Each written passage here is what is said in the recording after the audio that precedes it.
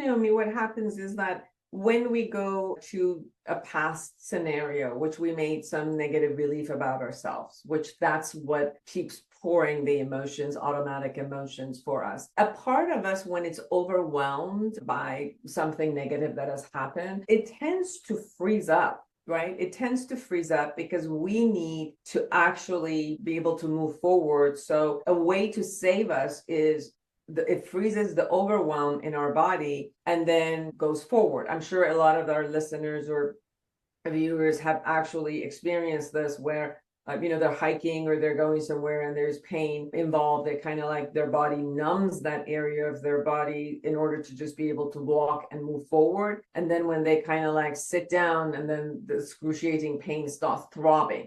Because imagine the same thing happens with our emotions. If you are in a location where something happens and you're so overwhelmed that you can't handle it, but you got to survive, our system freezes that, puts it in the closet, and gets you to go and survive. But that part of you that was frozen and put in the closet never gets to come out. All it does is out of the closet keeps knocking. And that's how the knocking you get experience with all of these intense emotions showing up at random times, which you have no idea why, or for something that is not that significant, suddenly you have so much emotion. So part of the journey of going to the past is really looking at the strength that you also had at that moment. It was just that you were overwhelmed and you were only looking at your vulnerabilities. So by bringing you to your power, your resiliency, every way that you were able to endure, be patient, create whatever strategies at that moment you created in order to move forward